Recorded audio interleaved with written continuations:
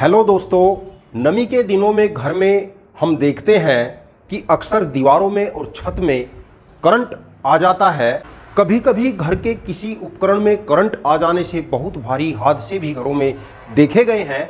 दोस्तों, किन कारणों से घरों की दीवारों में या उपकरणों में करंट आ जाता है, इसकी रोकथाम के क्या उपाय हैं, विद्युत वायरिंग कराते समय किन किन बातों का ध्यान रखना है, आज इस वीडियो में हम यही जानेंगे।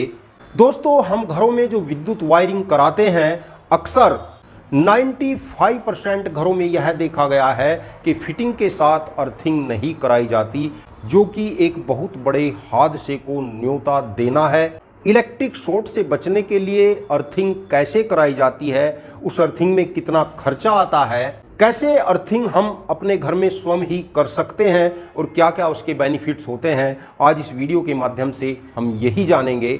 दोस्तों, यह वीडियो टेक्निकल तो है ही, परंतु हम सभी के लिए बहुत ही महत्वपूर्ण है। अतः आपसे निवेदन करूंगा कि इस वीडियो को अंत तक पूरा देखना, तभी आपको समझ आएगा कि अर्थिंग का हमारे घर के विद्युत उपकरणों के लिए क्या महत्व है। दोस्तों, अर्थिंग भू संपर्क को हम दो तरीके से जानते हैं, एक को ग्राउंडिंग कहते हैं, एक को अर्थिंग कहते हैं। ग्राउंडिंग और अर्थिंग क्या है? आपने जो मेन ट्रांसफार्मर होता है, हमारे जो पोल होते हैं जहां पर 11,000 की लाइन सप्लाई आती है, वहां पर एक ट्रांसफार्मर लगा होता है जो एचटी लाइन को एलटी लाइन में कन्वर्ट करके हमें घरों में डिस्ट्रीब्यूट करता है, जिसके अंदर की वायरिंग की व्यवस्था इस प्रकार की जाती है। इस ट्रांसफार्मर को अगर आप इधर से देख रहे हैं कि 3 फेस आपको 11,000 वोल्ट आता है इधर से, यह स्टेप डाउन ट्रांसफार्मर होता है। इससे इधर हम 3 फेस आउटपुट लेते हैं और एक न्यूट्रल लेते हैं। अंदर से यह तीनों एक साथ जुड़े होते हैं और फिर जहां पर जुड़े होते हैं, इस टर्मिनल के माध्यम से हम न्यूट्रल आउटपुट लेते हैं और अंदर से यही न्यूट्रल बॉडी से टच होता है और इसी को हम अर्थिंग कर देते हैं। आपने पोल के नीचे कोई पाइप या कोई पत्ती गड़ा देखा होगा और उसको पोल से या एक वायर ला करके यहाँ से ज्वाइंट कर दिया जाता है, जबकि इसमें कोई करंट प्रवाहित नहीं होता। इसमें मैक्सिमम 3 वोल्ट आ सकते हैं, 3 से 5 वोल्ट तक की सप्लाई इसमें आ सकती है, क्योंकि हमारा जो करंट फ्लो होता है वह फेस और न्यूट्रल में से फ्लो होता रहता है। इस व्यवस्था को हम ग्राउंडिंग कहते हैं। अर्थिंग क्या होता है? दोस्तों, यदि आप चैनल पर नए हैं तो कृपया चैनल को सब्सक्राइब कर लीजिए। यदि आपने घर में अर्थिंग नहीं कराई तो कभी भी बहुत बड़ा हादसा हो सकता है और अक्सर आपके घर के उपकरण तो खराब होते ही रहते हैं, क्योंकि दोस्तों, आप किसी भी विद्युत उपकरण में अगर देखेंगे तो एक अर्थिंग का वायर दिया जाता है। जैसे कि मैं ये आपको लीड दिखाऊं तो आप इस लीड में 3 वायर देख रहे हैं। घर के उपकरण की लीड हो सकती है, वॉशिंग मशीन की हो सकती है, फ्रिज की भी हो सकती है, हीटर की हो सकती है, इमर्शन रोड के लिए हो सकती है। तो आप सभी में देखेंगे कि 3 वायर दिए हुए होते हैं। इसमें जो ब्लैक वायर होता है न्यूट्रल का होता है, रेड वायर फेस का होता है और जो ग्रीन वायर होता है ये अर्थिंग का वायर होता है। और दोस्तों, जैसे कि यह इन्वर्टर मेरे पास है और इसमें मैं आपको दिखाऊंगा कि अर्थिंग कहाँ पर है।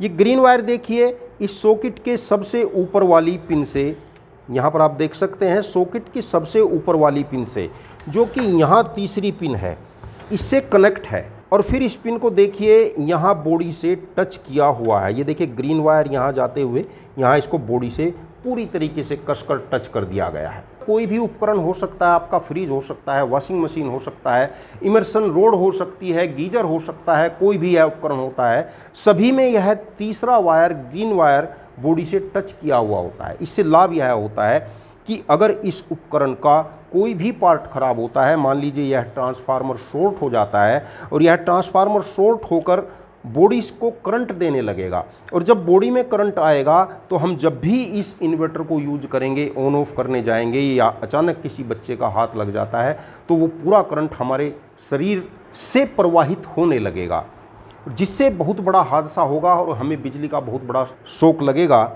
और यदि यह तीसरी पिन किसी वायर के माध्यम से अर्थिंग किया हुआ है तो यह पूरा का पूरा करंट जो इस फॉल्ट के कारण बॉडी में आया था, वह इस ग्रीन वायर के माध्यम से यहाँ से होते हुए अर्थिंग में चला जाएगा। और यदि हम इस बॉडी को हाथ भी लगाएंगे तो जो करंट इसमें आया हुआ है वह विद्युत धारा हमारे शरीर में से प्रवाहित नहीं होगी, बल्कि इस अर्थिंग के द्वारा अर्थ हो जाएगी और हमें कोई नुकसान नहीं होगा। 1000, 1500 या 2000 रुपये मैक्सिमम आपका खर्चा आएगा। एक बहुत अच्छा अर्थिंग आप कर सकते हैं। फिटिंग कराते समय एक अर्थिंग का वायर जो कम से कम 2.5 mm का होना चाहिए। फिटिंग कराते समय एक और बात का जो ध्यान रखना होता है, स्विच बोर्ड में जितने भी सॉकेट लगे हुए होते हैं उनमें ध्यान रहे कि जब इस सॉकेट के हम सामने खड़े होंगे तो राइट हैंड की तरफ फेस होना चाहिए और लेफ्ट हैंड की तरफ न्यूट्रल रहना चाहिए। और तीसरी पिन में हमने बताया कि अर्थिंग होनी चाहिए। तीसरी पिन, घरों में अक्सर मैकेनिक क्या करते हैं कि वह न्यूट्रल फेस का ध्यान नहीं रखते, किसी भी पॉइंट में फेस दे देते हैं और किसी में भी न्यूट्रल दे देते हैं और दूसरे बोर्ड में उसका अपोजिट कर देते हैं। तो ध्यान रहे कि राइट हैंड दाएं हाथ की तरफ फेस रहना चाहिए। इस पर लिखा हुआ भी होता है। देखिए आपके राइट हैंड का जो पॉइंट है ये है और इसको मैं अगर आपको इधर से दिखाऊंगा तो ये पॉइंट आएगा। इस पॉइंट पर अगर आप देख रहे होंगे तो यहाँ पर L लिखा हुआ है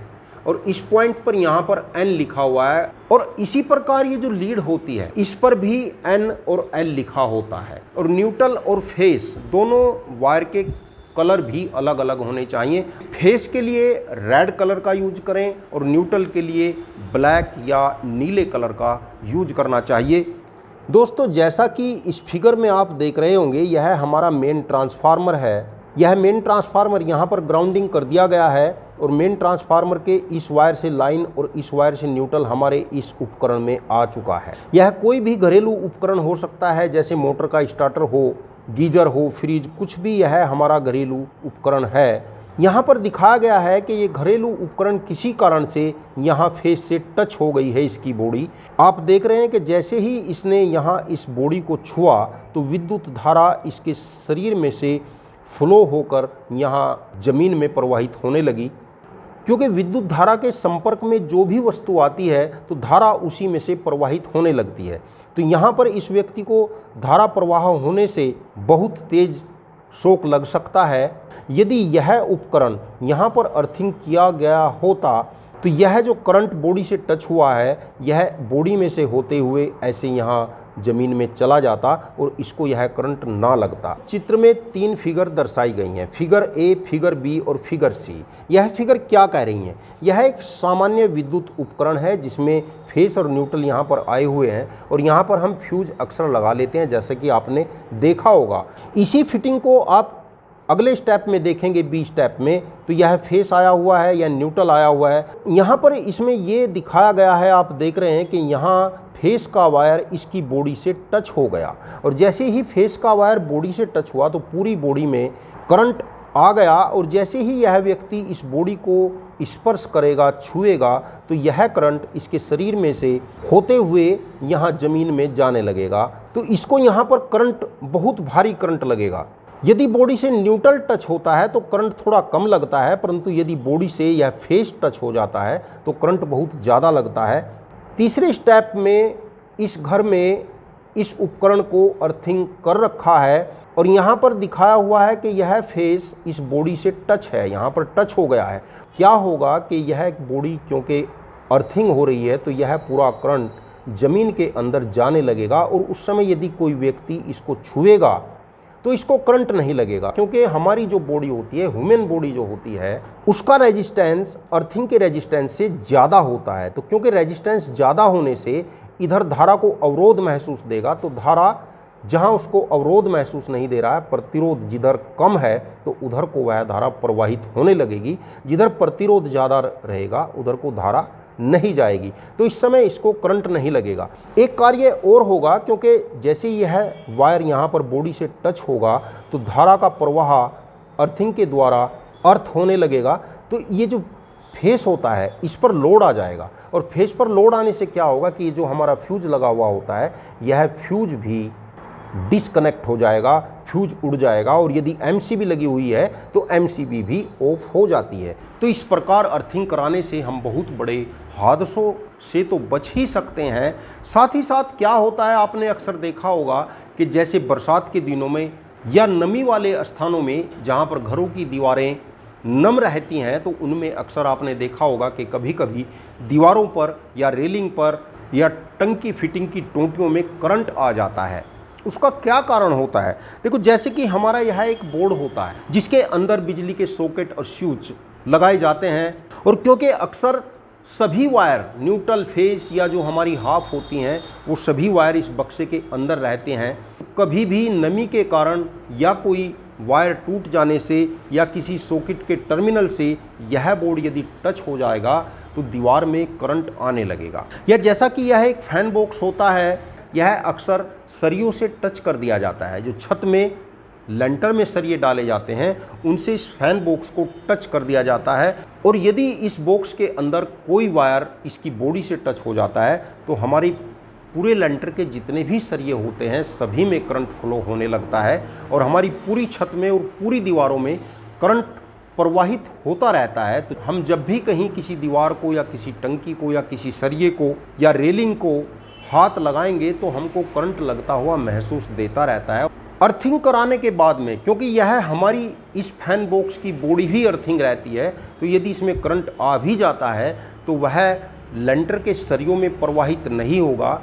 दूसरा नुकसान दोस्तों यह होता है कि जब भी कभी हमारा न्यूट्रल या फेस का वायर किसी फैन बॉक्स से या किसी जंक्शन बॉक्स से या कंसील्ड से कहीं पर भी टच हो जाता है और उससे धारा दीवार में या लेंटर के सरियों में प्रवाहित होने लगती है, तो हमारी मीटर की जो रीडिंग होती है वह भी बढ़ने लगती है और बहुत ज़्यादा बढ़ने लगती है, जिससे हमारे बिल में बहुत ज़्यादा इजाफा हो जाता है।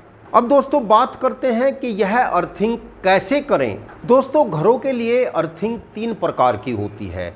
एक होती है प्लेट अर्थिंग, एक होती है पाइप अर्थिंग और एक होती है स्ट्रिप अर्थिंग। प्लेट अर्थिंग में हमको एक तांबे की प्लेट चाहिए होती है। तांबे की प्लेट मार्केट से बहुत आसानी से या ऑनलाइन भी आपको मिल जाती है। मैं आपको लिंक भी डिस्क्रिप्शन में दे रहा हूँ।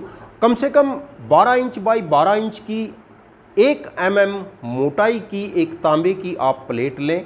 मोटाई आप जितनी ज़्यादा लेंगे आपके अर्थिंग की लाइफ उतनी ही ज़्यादा हो जाएगी। एक हमको GI का, जिसको जस्ती भी कह देते हैं, पाइप लेना है जिसका डायामीटर 1 इंच, 1.25 इंच या 1.5 इंच के आसपास होना चाहिए और तकरीबन 5 से 6 फुट लंबाई का वह पाइप हो। उस पाइप को इस प्लेट पर ऐसे रखकर ज्वाइंट करना है। इस पर कोई पत्ती वेल्डिंग करा लें, पत्ती वेल्डिंग करा के और तांबे की प्लेट से नट बोल्ट के द्वारा उसको अच्छे से टाइट कर दें, और इस तांबे की प्लेट में ही 2 होल कराकर 2 बोल्ट के माध्यम से कम 4 mm के 2 वायर इस पर ज्वाइंट कर लेने हैं अलग अलग जगह। एक बीच में पाइप आ जाएगा। ध्यान रहे कि इस पाइप में कहीं कहीं पर होल कराने हैं। होल इसलिए कराने होते हैं क्योंकि इस पाइप में ऊपर से पानी डालना होता है कभी कभी, जिससे कि हमारे अर्थिंग में नमी बनी रहती। तो इस पाइप में कहीं कहीं पर होल कराकर इस प्लेट में ज्वाइंट करना है और दोनों वायर इसके साथ लपेट कर ऊपर तक ले आने हैं। जैसा कि इस फिगर में आप देख रहे हैं, यह तांबे की एक प्लेट है, यह तांबे की एक प्लेट है और यह एक पाइप है। और दोस्तों आप देख रहे हैं कि इस पाइप के साथ इस तांबे की प्लेट को खड़ा ज्वाइंट किया हुआ है। इसको आप खड़ा भी लगा सकते हैं या पाइप के नीचे पट भी इसको आप जोड़ सकते हैं। इसको पाइप के साथ जोड़ना है, चाहे आप कैसे भी जोड़ें। और आप ऊपर देख रहे हैं कि कुछ होल इसमें कर दिए गए हैं पानी डालकर नमी रखने के लिए। और इस पाइप में आप देख रहे हैं कि नीचे तांबे की प्लेट ना होकर एक GI की ही प्लेट है। ऐसा भी आप कर सकते हैं, नीचे GI की प्लेट भी आप लगा सकते हैं और एक खड़ा पाइप इसमें ऐसे जोड़ सकते हैं। और इस पाइप के अलावा आप इन 2 बोल्ट के द्वारा आप देख रहे हैं कि एक तांबे की पत्ती भी जोड़ी गई है। इस साइड में भी एक तांबे की पत्ती जोड़ी गई है। यदि आपको तांबे की पत्ती मिल जाती है तो तांबे की पत्ती ज्वाइंट कर सकते हैं, नहीं तो 4 mm या 6 mm का कोई वायर आप इन बोल्ट के द्वारा अच्छे से टाइट करके इस पाइप के साथ ऊपर तक ले आएंगे। जो तो प्लेट अर्थिंग के लिए हमको एक तांबे की प्लेट चाहिए, एक पाइप चाहिए और 2, 5 से 6 या 7 फीट के हमको 4 या 6 mm के कॉपर के वायर चाहिए। और एक हमको गड्ढा खोदना होता है ज़मीन के अंदर, 5 फुट या 6 फुट या 4 फीट का भी गड्ढा आप खोद कर, जैसा कि आप चित्र में देख रहे हैं, लकड़ी का कोयला डालना होता है। 10 से 20 किलो लकड़ी का कोयला चाहिए होता है और 10 से 20 किलो ही हमको मोटा नमक, डली वाला नमक चाहिए होता है।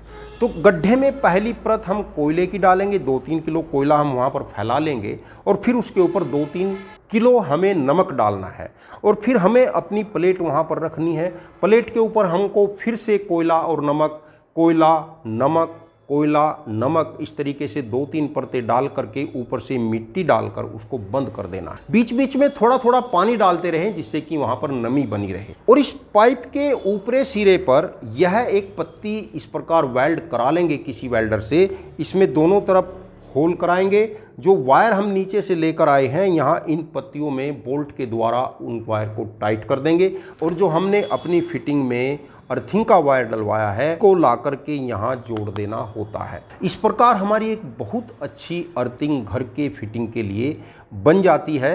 दूसरे नंबर पर आता है पाइप अर्थिंग। पाइप अर्थिंग में क्या होता है दोस्तों, हमें जमीन के अंदर एक लगभग 10 फीट गहरा 4 इंच या 6 इंच का बोर करना होता है और एक 1.25 या 1.5 इंच का जीआई का पाइप लेना है। पाइप में बीच बीच में कुछ होल करने हैं।